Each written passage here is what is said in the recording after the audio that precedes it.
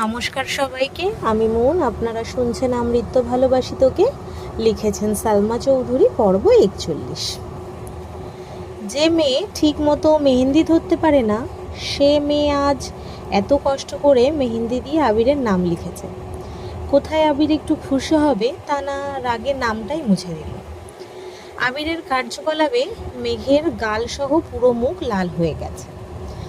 নিরুদ্যম ক্রোধে আবিরের চোখ জ্বলছে। মেঘ জড়বস্তুর ন্যায় স্তব্ধ হয়ে আছে, ওষ্ঠদয় অবিরাম কাঁপছে। আবির ক্রোধান্বিত কণ্ঠে বলল, সব কিছুর একটা লিমিট থাকা দরকার। তুই কি ভাবছিস তুই যা ইচ্ছে করবি আর কেউ তোকে কিছু বলবে না? কোন সাহসে আমার নাম লিখেছিস? একদমে কথাগুলো বলে তাতে দাঁত চেপে ধরল। চোখ ফেটে যেন আগুন বের হচ্ছে। আবিরের অগ্নিদৃষ্টি দেখে মেঘের বুক ফুঁড়ে দীর্ঘশ্বাস বেরিয়ে আসলো। আবির ভাইয়ের এই রূপ আর কখনো দেখেনি সে। ভয়ে বুক কাঁপছে, অক্ষিপট ভিজে আসছে। হঠাৎ হাতে ব্যথা অনুভব হওয়ায় চিবুক নামিয়ে তাকালো হাতে।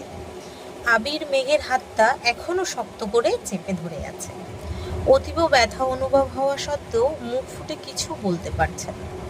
আবিরের অভিমুখে চেয়ে আছে, চোখ টলমল করছে, সাথে হৃদয়ে জমেছে এক আকাশ সম অভিমান। পৃথিবীর বুকে সবচেয়ে নিষ্ঠুরতম মানুষটার চোখে বিবশ হয়ে চেয়ে আছে। অকস্মাৎ পল্লব ঝাপটাতেই অষ্টাদশীর গাল বেয়ে নোনা জল গড়িয়ে পড়ল। আবির কপাল গুছিয়ে প্রখর নেত্রে খেয়াল করল। প্রণয়ের নারীর চোখে পানি দেখে আবিরের মেজাজ দ্বিগুণ পরিমাণে খারাপ হলো। রাগে কটমট করে বলল, চুপ, একদম কাঁদবি না। এক ফোঁটা পানি মাটি স্পর্শ করতে দেরি হলো না। আমার হাত তোর গাল স্পর্শ করতে দেরি হবে না। ভয়ে মেঘের সর্বাঙ্গ কম্পিত হলো। ডান হাতে তাড়াতাড়ি করে চোখ মোছার চেষ্টা করল। গাল বেয়ে অনর্গল নোনা জল গড়িয়ে পড়ছে। চোখ মুখে কুলাতে পারছে না। ভেতর ফেটে কান্না আসছে তার। কোনোভাবেই সেই ক্রন্দন আটকাতে পারছে না।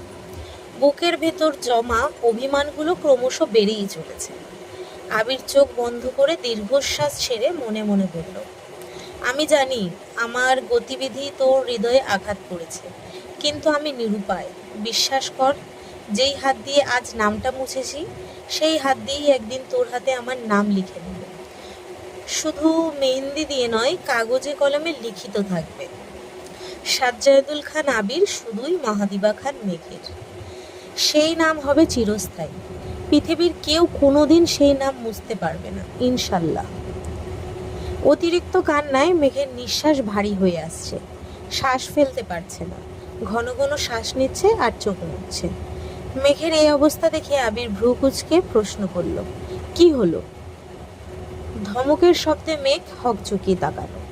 কান্নায় ভেজা চোখের পাপড়ি, লাল বর্ণের কপল আর লেপ্টে যাওয়া কাজল দেখে অষ্টাদশীকে জড়িয়ে ধরার প্রতিশোধ ইচ্ছে জাগছে আবিরের অন্তরে। হঠাৎ মেঘের চোখ পড়ে মালার দিকে। নতুন জামাইয়ের জন্য খাবার নিয়ে যাচ্ছিল। মালাকে দেখেই মেঘের পুরনো ঘটনা মনে পড়েছে। ভেতরে জমা অভিমানরা অভিযোগ হয়ে বেরিয়ে আসতে চাইছে। মেঘ কান্না জড়িত কণ্ঠে বলল, প্রতিনিয়ত থাপ্পড়ের ভয় না দেখিয়ে আপনি বরং আমায় একেবারে মেরে ফেলুন। দুনিয়ার সবাই ধোয়া তুলসী পাতা, একমাত্র আমি ব্যতীত। কারো দোষ আপনার চোখে পড়ে না, শুধু আমারগুলোই চোখে পড়ে। আবির তীক্ষ্ণ দৃষ্টিতে চেয়ে গম্ভীর কণ্ঠে শুধালো, কি বলতে চাচ্ছিস? অন্য কেউ তো হাতে নাম লিখছে, কই তাকে তো কিছু বললেন না। মেঘ এটুকু বলেই থেমে গেছে। আবির অবাক লোচনে মেঘকে দেখছে। পেছন ফিরে মালাকে একবার দেখে নিল। পুনরায় মেঘের দিকে চেয়ে ঢোক গিলে ভারী কণ্ঠে বলল, সব মেয়ের উপর নজরদারি করার দায়িত্ব নেই, আর যার তার উপর আবির অধিকার খাটায় না। তোর উপর আমার যতটা অধিকার আছে তা আর কারোর উপর নেই। মেঘ মালার দিকে তাকিয়ে থেকেই রাগে ফুঁসতে ফুঁসতে বলল, যেই অধিকার বোধের সবটুকু জুড়েই শুধু রাগ আর অসন্তোষ, প্রয়োজন নেই সেই অধিকার দেখানোর। মেঘের মুখে বিষ বাক্য শুনে আবির বিমোহিত নয়নে স্মিত মুখের পানে চেয়ে আছে। কয়েক সেকেন্ডের ব্যবধানে হঠাৎই মেঘের হাত ছেড়ে দিয়েছে। আবির হাত ছাড়তেই মেঘের হুঁশ ফেরে। মালার প্রতি তীব্র আক্রোশ কি না কি বলে ফেলেছে সে নিজেই জানে না। এদিকে আবির প্রবল চেষ্টায় নিজের রাগ নিয়ন্ত্রণ করতে চাচ্ছিল, কিন্তু মেঘের কথায় সেই রাগ দ্বিগুণ বেড়েছে। হাতে থাকা মেহেন্দিটা ছুঁড়ে ফেলে দিল। মেঘ আবিরকে দূর থেকে দেখেই তানভীর ভয়ে তসষ্ট হয়ে যাচ্ছে। সঙ্গে সঙ্গে ওদের কাছে আসে। তানভীর কাছাকাছি এসে নরম স্বরে মেঘকে ডাকলো, বনু। মেঘ সিক্ত চোখে তাকাতেই তানভীরের বুক কেঁপে উঠল। প্রগাঢ় চোখে তাকালো আবিরের অভিমুখে। তানভীরের দৃষ্টিতে ব্যাকুলতা। বনু কেন কাঁদছে তা জানার জন্য ব্যাকুল হয়ে গেছে। আবির বাড়ি থেকেই বলে এসেছিল মেঘ কাঁদলে মালার খবর আছে। তবে কি কোনো অঘটন ঘটতে যাচ্ছে? হয়েছেই বাকি। তানভীরের উপস্থিতিতে মেঘ ভীষণ অস্বস্তিতে পড়ে গেছে। আবির ভাইয়ের নাম লিখেছে, এটা তানভীর জানতে পারলে কি হবে সেটা ভেবেই ভয়ে চোখ নামিয়ে পাশ কেটিয়ে চলে যাচ্ছে। আবির আর চোখে চেয়ে মনে মনে বলল, প্রয়োজন নেই বললেই তো আমি তোকে ছেড়ে দিতে পারবো না। তুই যদি আমার রাগের কারণই না বুঝিস তবে আমার অর্ধাঙ্গিনী হবি কেমন করে? মেঘ একটু দূরে যেতেই তানভীর উদ্বিগ্ন কণ্ঠে শুধালো, বনু কাঁদছে কেন ভাইয়া? আবির কিছু বলতে পারছে না, কথা আটকে আসছে তার। বারবার ঢোক গিলে ভেতরের কষ্ট লুকানোর চেষ্টা করছে। যেই মেঘের জন্য আবির নিজের জীবন দিতে রাজি, সেই মেঘ আজ এত বড় কথা বলেছে। আবিরের অস্বাভাবিক অবস্থা দেখে তানভীর আবিরের বাহুতে ধরে ডাকলো, ভাইয়া কি হয়েছে? আবির ঘাড় ঘুরিয়ে তানভীরের মুখের পানে চাইল। আবিরের চোখের প্রতিটা শিরা উপশিরা রক্তাভ হয়ে আছে, দৃষ্টিতে তীব্র আগুন নির্গত হচ্ছে। প্রখর তপ্তস্বরে বলল, তোর বোন মেহেন্দি দিয়ে হাতে আমার নাম লিখেছে। তানভীর বলল, কি সর্বনাশ! একটা বারের জন্য ভাবলেও না বাসার কারো চোখে এই নাম পড়লে কি অবস্থা হতে পারতো? ওকে কিভাবে বোঝাবো? এখন আমার পক্ষে ওর মাত্রাতিরিক্ত পাগলামিকে সাপোর্ট করা সম্ভব না। আমার মনের অবস্থা বলতে পারছি না, কারণ এই বয়সে ওকে পারিবারিক ঝামেলায় কোনোভাবেই জড়াতে চাই না আমি। তানভীর আবিরের কথাগুলো শুনে ঠান্ডা কণ্ঠে বলল, তুমি মাথা ঠান্ডা রাখো প্লিজ ভাইয়া। তোর বোনের জন্য কি পরিমাণ পীড়া আমি সহ্য করতেছি এর একাংশ যদি তোর বোনও বুঝতো। কথাগুলোই বলেই আবির দীর্ঘশ্বাস ছাড়ল। মেঘকে জেনে বুঝে কখনো কষ্ট দিতে চাই না আবির, কিন্তু মাঝে মধ্যে বাধ্য হয়ে নিজের অনিচ্ছা সত্ত্বেও মেঘকে শাসন করতে হয়। মিম বা আদিও যদি মেঘের হাতে আবিরের নাম দেখে, সেই কথা আদির মা, মেঘের মা বা আবিরের মায়ের কান পর্যন্ত যেতে বেশি সময় লাগবে না। মা কাকে জানা মানেই বাবাদের কানে পৌঁছবে।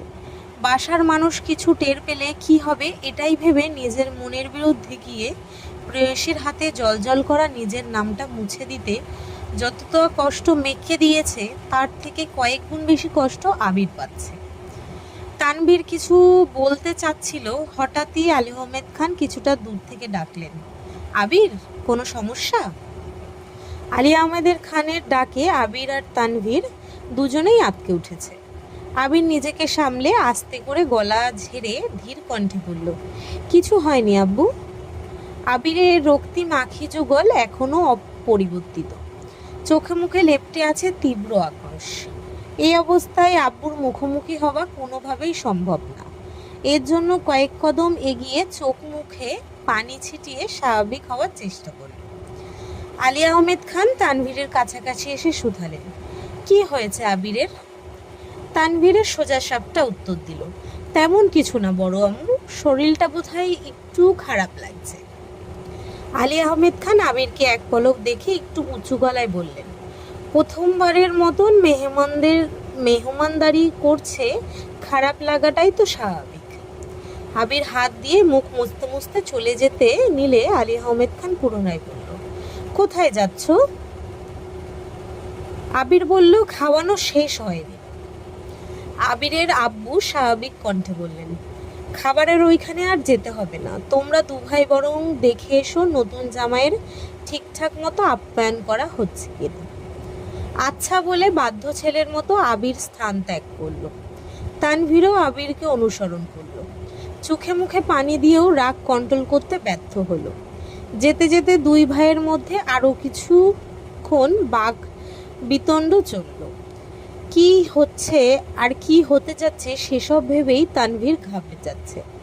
তারপরও ভাইকে বোঝানোর ব্যর্থ চেষ্টা করলো। আবিরের ক্রোধের কাছে সবই বৃথা। স্টেজের কাছে যেতেই চোখ পড়ল মালার দিকে, সাথে ৩-৪ জন কাজিন। মেঘের বলা কথাটা মনে পড়ে গেল। অন্য কেউ তো হাতে নাম লিখেছে, কই তাকে তো কিছু বললেন না। আবির সূক্ষ্ম নেত্রে মালার হাতটা খেয়াল করেছে। হঠাৎই চোখে পড়ে বড় করে লেখা এ অক্ষরটায়। মেঘ যতটা জায়গা নিয়ে আবির নাম লিখেছে প্রায় ততটুকু জায়গা নিয়েই মালা অক্ষরটা লিখেছে। মালা আবিরকে দেখে লাজুক হাসল। এতে আবিরের মেজাজ আরো বেশি খারাপ হলো। আবিরের দৃষ্টিতে তীক্ষ্ণতা, কোনো দিকে না তাকিয়ে চলে গেল। মেহমান খাওয়ানো প্রায় শেষ দিকে। সাকিবের রুম থেকে বেরিয়ে উঠোনের মাঝখান থেকে আবির উচ্চস্বরে ডাকল, সাকিব। আবিরের রাগী কণ্ঠ শুনে সাকিবের সঙ্গে সঙ্গে ৩ মামাও অবাক চোখে তাকালেন। ছোট মামা সাকিবকে উদ্দেশ্য করে বললেন, কি হয়েছে দেখ তো গিয়ে। সাকিব বলল, আচ্ছা। সাকিব হাত দুটা কোনো মতে ধুয়ে ছুটে আসলো। আবির পাঞ্জাবি হাতা ভাঁজ করতে করতে রাগান্বিত কণ্ঠ বলল, মালাকে নিয়ে বাড়ির পেছনে আয়। সাকিব আশপাশ তাকালো। তানভীরের চিন্তিত মুখবরণ আর আবিরের রাগান্বিত কণ্ঠ শুনে বুঝতেই পেরেছে কিছু একটা হয়েছে। সাকিব মোলায়েম কণ্ঠে প্রশ্ন করল, এখনই? আবির নিস্তব্ধ কণ্ঠে বলল, রাইট নাও। ওকে ভাইয়া, বলে সাকিব। মেঘ রুমে আসার পর থেকে কেঁদেই যাচ্ছে। মালার উৎসাহ নিতেই মেঘ এমন কাণ্ড করেছে, না হয় কখনো সে এমনটা করতো না। বিষয়টা নিয়ে যত ভাবছে তত বেশি কান্না পাচ্ছে। আবির ভাইয়ের আচরণের থেকেও নিজের উপর রাগ বেশি উঠেছে। নাম লেখার সময় একবারের জন্যও বাসার কথা মনে হয়নি তার, শুধু মালার প্রতি জেদ কাজ করছিল। আবির ভাই রাগে নামটাই মুছে দিয়েছেন, অথচ আব্বু আর বড় আব্বু দেখলে যে কি হতো, হয়তো বাড়িতে ঢুকতেই দিতেন না। আদৌ বাড়ির কেউ হাতের নাম দেখে ফেললো কি না এটা ভেবে ভয়ও পাচ্ছে। এই ঘটনার পর আবির ভাইয়ের সাথে কথা বলা তো দূর, সামনে দাঁড়ানোর মতো অবস্থা নেই মেঘের। নিজের করা অপকর্মের জন্য লজ্জা, আবিরের প্রতি সুপ্ত অভিমান, মালার প্রতি ক্ষোভ, সব কিছু মিলে অষ্টাদশীর কোমল মনটাকে বিষিয়ে দিয়েছে। গতকাল থেকে আজ নাগাদ আবিরের সঙ্গে কত ভালো সময় কাটছিল, একটা ভুলের কারণে সব কিছু শেষ হয়ে গেল। আবিরের সামনে কিভাবে দাঁড়াবে এই ভেবে আরো বেশি কান্না পাচ্ছে। বুকের ভেতর অসহ্য যন্ত্রণা হচ্ছে। নিঃসঙ্গতায় ছেয়ে গেছে মেঘের মন। অষ্টাদশের মেঘাচ্ছন্ন মনের অস্ফুট বাসনা ডিসেম্বরের কনকনে ঠান্ডার মধ্যেও যদি ভারী বর্ষণ হতো, বৃষ্টির মতোই মেঘের মনের সকল শঙ্কা, আক্রোশ, শোক সব ধুয়ে মুছে যেত। আচমকা তানভীর দরজা থেকে ডাকল, বনু আসবো? মেঘ তাড়াতাড়ি করে চোখ মুছতে মুছতে উঠে বসল। স্মিত কণ্ঠে বলল, আসো। তানভীর নরম কণ্ঠে বলল, মন খারাপ কেন? মেঘ বলল, এমনি। উচ্ছ্বাসিত কণ্ঠে তানভীর পুনরায় বলল, থাক আর কাটতে হবে না, তোকে এখনই বিয়ে দিচ্ছি না। মেঘ অবাক চোখে তাকিয়ে রইল। তানভীর হাসছে। তানভীরের হাসি দেখে মেঘের মন খারাপ করে বলল, ভাইয়া তুমি এখন যাও। তানভীর গলা খাকানি দিয়ে পুনরায় বলল, তোকে শাস্তি না দিয়ে তো যাব না। ঠোঁট ভিজিয়ে চিন্তিত হয়ে প্রশ্ন করল, কিসের শাস্তি? আতঙ্কে মেঘের বুক কেঁপে উঠল। তবে কি আবির ভাই সব বলে দিয়েছেন? ভাইয়া তারই শাস্তি দিতে এসেছেন? মেঘ চিবুক নেমে গলায় আটকালো। ভয়ে হাত পা কাঁপছে। আজ কোনোভাবেই রক্ষা নেই। তানভীর হাসি মুখে উত্তর দিল, তুই যে শুধু ভাইয়ার সঙ্গে ছবি পোস্ট করলি, আমার সঙ্গে করলি না, কাজটা কি ঠিক করছিস? মেঘ নিশ্চুপ, গলা শুকিয়ে কাঠ হয়ে গেছে, হাত পা অবশ হয়ে যাচ্ছে। মেঘকে কিছু বলার সুযোগ না দিয়ে আবারও বলল, এটার শাস্তিস্বরূপ তুই এখন ফ্রেশ হয়ে নিচে যাবি, আমার সঙ্গে ছবি তুলবি, সেই ছবি পোস্ট করবি। মেঘের প্রখর নেত্রে তানভীরকে দেখল। ভাইয়ার হাসি মুখ দেখে মেঘ না চাইতেও হাসল। মেঘের মুখে হাসি দেখে তানভীর স্বস্তির নিঃশ্বাস ছাড়ল। এদিকে আবিরের রাগ, অন্যদিকে মেঘের কান্না। ভাই হিসাবে তানভীরের দুদিকই সামলাতে হয়। তানভীরের কথা শুনে মেঘের মনের ভয় অনেকাংশে কেটে গেছে। সকালবেলা ছবি পোস্ট করার সময় তানভীরের কথা মনে ছিল না মেঘের। কোনো কিছু না ভেবেই আবিরের সাথে ছবি পোস্ট করেছিল। সারাদিনে আর মোবাইল ধরা হয়নি। মেঘ নিচে নামতেই মিমার আদি দুজনেই ছবি তোলার জন্য ছুটে আসছে। তানভীর আগেই ওদেরকে বলে গেছিল তানভীরের সঙ্গে ছবি তোলার পরপর তানভীর নিজেই সেখান থেকে একটা ছবি মেঘের ফেসবুক আইডিতে পোস্ট করেছে। তারপর মিম আদির সঙ্গে নবদম্পতির সঙ্গে ছবি তুলেছে। মিম হঠাৎই মেঘের হাত ধরে প্রশ্ন করল, আপি, মেহেন্দি দিয়ে হাতটা এভাবে নষ্ট করছো কেন? আদিও মেঘের হাতটা খেয়াল করে বলল, মেঘাপু, তোমার হাতটা খুব পচা দেখাচ্ছে। মেঘ মৃদু হাসল। ভাই বোনদের তো বলতে পারবে না আবির ভাইয়ের নাম লেখার শাস্তি স্বরূপ আবির ভাই হাতটা নষ্ট করেছেন। মায়েশা সবার দিকে এক পলক তাকিয়ে তানভীরকে প্রশ্ন করল, আবির কোথায়? তানভীর বলল, ভাইয়া ফ্রেশ হতে গেছিল, আসতেছে। মায়েশা বলল, ও আচ্ছা। আবির ভাই আসতেছেন শুনেই মেঘের বক্ষতলে কম্পন শুরু হয়ে গেছে, পা কাঁপছে। আবির ভাইয়ের মুখোমুখি হবার জন্য অষ্টাদশীর বিন্দুমাত্র সাহস বেঁচে নেই। চলে যাওয়ার জন্য দুধ পা বাড়াতেই আবির উপস্থিত হলো। পাঞ্জাবি পল্টে খয়েরি রঙের শার্ট, সাথে কালো প্যান্ট ইন করে পড়েছে। ভেজা চুলগুলো হাত দিয়েই সেট করছে। শার্টে বডি স্প্রে ঝাঁঝালো গন্ধ অষ্টাদশী হৃদয় কেড়ে নিয়েছে। যতই রাগ, অভিমান আর মনোমালিন্য থাকুক না কেন, প্রিয়জনের উপস্থিতি যেন সব সমস্যার একমাত্র সমাধান। সব ভুলে মেঘ ব্যগ্রভাবে আবিরকে দেখছে। হৃদয়ে ঝড় চলছে। ঝড়ের আভাস বুঝতে পেরে আবির নিজের দৃষ্টি প্রতিরুদ্ধ করে পাশ কেটে স্টেজে চলে গেল। আবির আশায় নতুন করে আবারও ছবি তোলা হচ্ছে। 5 ভাই বোন, মাইশা আর তার হাজবেন্ডের সঙ্গে সাকিব, মামারা, বাবা, চাচা, মোটামুটি সবার সঙ্গেই ছবি তুলেছে। বেশ কিছু ছবিতে মেঘ আবির পাশাপাশি থাকলেও কেউ কারো দিকে তাকায়নি। ছবি তোলা শেষ হতে মেঘ হালিমা খানের সাথে বাড়ির ভেতর চলে গেছে। ছোটবেলা থেকেই মেঘের অভ্যাস, কারোর প্রতি অভিমান হলে সেটা প্রকাশ করতে না পারলে গম্ভীর হয়ে যায়। কারোর সাথে বেশি কথা বলে না, মায়ের পেছনে ঘুরঘুর করে। আচমকা বিয়ে বাড়ির অভিলাষ বদলে গেছে। চারিদিকে রান্নার রব। কনে পক্ষের জন্য সবচেয়ে কষ্টকর মুহূর্ত হলো কনে বিদায়। গায়ে হলুদ, মেহেন্দি, বিয়ে পর্যন্ত সবার মধ্যে যতটা আমেজ থাকে, কনে বিদায়ে সবটাই অভিসঙ্গে মিশে যায়। জন্মের পর থেকে 20-25 বছর এক বাড়িতে বেড়ে ওঠা মেয়েটাকে বাড়ি ছেড়ে চলে যেতে হয় এক অচেনা পরিবারে। বাবা মা, ভাই বোনদের প্রতি এত বছরের ভালোবাসা, আবেগ, অনুভূতির বাঁধন ছিঁড়ে চিরতরে চলে যেতে হয়। বিয়ে নামক সামাজিক বন্ধনের কারণে বাবা মায়ের আদরে বড় করা রাজকন্যারা বাবার বাড়ির মেহমান হয়ে যায়। শুরু হয় এক নতুন জীবন, যেই জীবনের প্রথম লড়াইটাই হলো অচেনা, অপরিচিত মানুষগুলোকে আপন করে নেওয়া। বড় মামার বড় মেয়ে মাইশা তাই সবার খুব আদরের। বড় মামা, মামি, মাইশার বাঁধভাঙা কান্না দেখে বিয়ে বাড়ির প্রতিটা মেহমান কাঁদছে। বোনকে জড়ি ধরে বিরামহীন কাঁদছে মালা আর দিশা। দিশার থেকেও মালার কান্নার গভীরতা অনেক বেশি। দুই বোনের সম্পর্ক ছিল বন্ধুর মতন।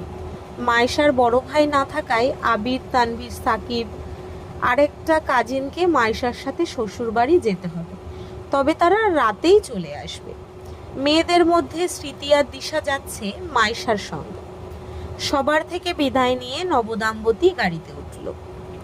ফুল দিয়ে সজ্জিত এক সাদা রঙের প্রাইভেট কার ধীর গতিতে যাত্রা শুরু করেছে। গাড়ি চলছে ধীর গতিতে। মাইশা কেঁদেই যাচ্ছে। এক পাশে দিশা, অপর পাশে মাইশার হাজবেন্ড। বাড়িতে আত্মীয় স্বজনদের কান্নার শব্দ।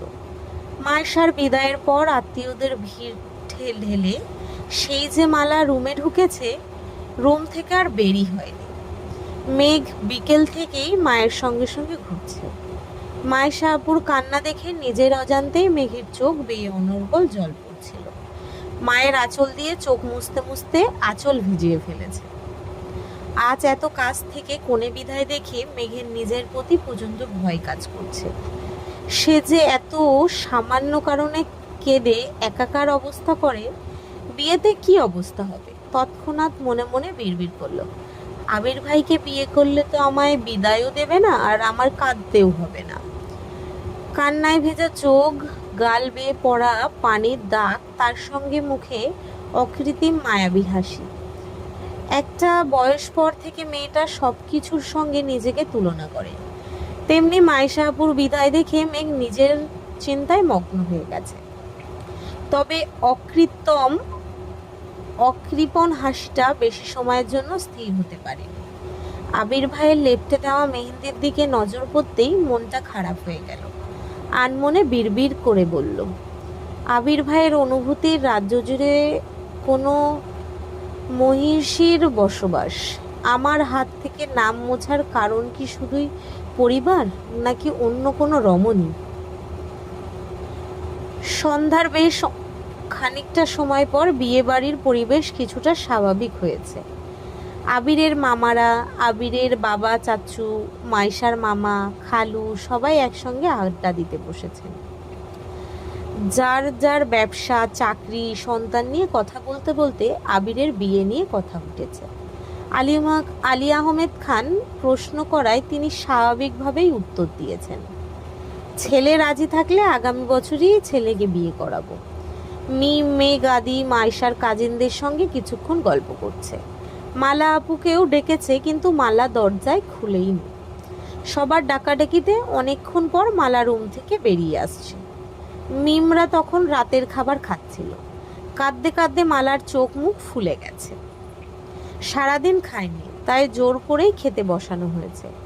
মালার প্রতি মেঘের বিষণ্ণতা আর ক্ষোভ থাকলেও বোনের প্রতি বোনের ভালোবাসা দেখে মেঘের বড্ড মায়া হচ্ছে। মেঘ নিজে থেকেই মালার সঙ্গে বেশ কয়েকবার কথা বলেছে, কিন্তু মালার আচরণে মনে হচ্ছে মেঘকে সে সহ্যই করতে পারছে না। তা বুঝতে পেরে মেঘ রুমে চলে গেছে। সারাদিনের ক্লান্তিতে বিছানায় শুয়ে চোখ বন্ধ করতেই মেঘের ঘুমের দেশে পাড়ি দিয়েছে। আবিররা ফিরছে প্রায় 10টার দিকে। ততক্ষণে বিয়ে বাড়ির হইচই শেষ। শীতের সময় 10টা মানেই গভীর রাত। মামিরা ব্যতীত সকলেই শুয়ে পড়েছে। আবিররা ফ্রেশ হয়ে উঠোনের শেষ প্রান্তে আগুন জ্বালিয়েছে। আবার কবে কাজিনরা একত্রিত হতে পারবে তা জানা নেই। দিনটাকে স্মরণীয় করে রাখতে সমবয়সী সকলে গভীর রাতে আগুন পোহাতে আর সবার জীবনের গল্প করছে। ঘণ্টাখানেক গল্প করার পর সাকিব তানভীরকে উদ্দেশ্য করে বলল, কি রে তানভীর, তোর অন্তরের প্রদেশে যে এক ললনা বসতি স্থাপন করেছে তা তো বললি না? তানভীর কণ্ঠ খাদে নামিয়ে উত্তর দিল, তেমন কিছু না। সাকিব বলল, তুই বলবি কিনা বল। তানভীর বলল, কি বলবো? তুই মেঘবতীর বান্ধবীকে কবে থেকে পছন্দ করিস? তানভীর বলল, কিছুদিন হবে। সাকিব মাথা চুলকে শুধালো, আমি তো শুনেছিলাম তুই তাকে অনেক বছর যাবৎ বন্যাকে ফলো করিস। তানভীর ভ্রু কুঁচকে উত্তর দিল, এত বছর কি আমার জন্য ফলো করেছি নাকি? ভাইয়াই তো বলেছে বনুর কাছের বান্ধবীর ওপর নজরদারি করার জন্য। আবির প্রখর নেত্রে তানভীরকে দেখে বলল, আমি না হয় নজরদারি করতে বলেছিলাম, প্রেমে পড়তে তো বলি নাই। সাকিব ভাব নিয়ে বলল, কথা সত্য। তানভীর মন খারাপ করে উত্তর দিল, প্রেমে পড়েছি কি পড়িনি সেটা তো আর সেই মেয়ে জানে না। আমি কখনো বলতেও যাব না। তাহলেই তো হলো। সাকিব আর আবির দুজনেই সশব্দে হেসে উঠল। সাকিব হাসি মুখে বলল, এত সিরিয়াস হয়ে যাচ্ছিস কেন? আমরা তো মজা করছি। তুই শুধু বল প্রেমে কবে পড়েছিস, তাহলেই হবে। আবিরের হাসি মুখ দেখে তানভীর এক বুক সাহস নিয়ে বলা শুরু করলো, বনুদের বিদায় অনুষ্ঠানে বনুকে নিয়ে কলেজে গিয়েছিলাম। ভাইয়া বারণ করেছিল, বিদায় বনুকে শাড়ি পরতে নিষেধ করেছিল, কিন্তু কলেজ গেটে ওনাকে শাড়ি পরা দেখে আমার মনোযোগ থমকে গেছিল। বুকের ভেতর এক অদ্ভুত মায়া কাজ করছিল। বনুর ফ্রেন্ড হিসাবে মেয়েটাকে ছোট থেকে দেখে আসছি, অথচ কখনো এমনটা মনে হয়নি। সেদিন তাকে দেখে মনে হয়েছিল আজীবন ক্লান্তহীন তাকিয়ে থাকলেও তাকে দেখার তৃপ্তি মিটবে না। আবির, সাকিব সহ বাকিরাও মুগ্ধ আঁখিতে তানভীরের দিকে তাকিয়ে আছে। তা দেখে তানভীরই লজ্জায় পড়ে গেছে। সাকিব মৃদু হেসে সোজা সাপটা জবাব দিল, ওনাকে বিশেষভাবে ধন্যবাদ দেওয়া উচিত যে তোকে ধ্বংসের দূর প্রান্ত থেকে টেনে এনেছে। বিষাদ ছুঁতে চাওয়া তানভীর পুনরায় কারো মোহমায়ায় জড়িয়েছে। আবির হিমশীতল কণ্ঠে বলল, তুই ঠিক থাকলে বাকিটা আমি সামলে নেব, কিন্তু এবার যদি তোর মধ্যে উল্টাপাল্টা কিছু দেখি তাহলে তোর একদিন কি আমার যে কয়দিন লাগে। তানভীর ঘাড় বেঁকিয়ে সম্মতি দিল। মিমের ডাকে সকাল সকাল ঘুম ভাঙে মেঘের। মেঘ ঘুম ঘুম চোখে তাকাতে মিম পুনরায় বলল, ভাইয়া তোমায় রেডি হতে বলেছে। মেঘ ঘুমের ঘোরেই বলল, কেন? মিম বলল, তোমায় ঢাকা নিয়ে যাবে।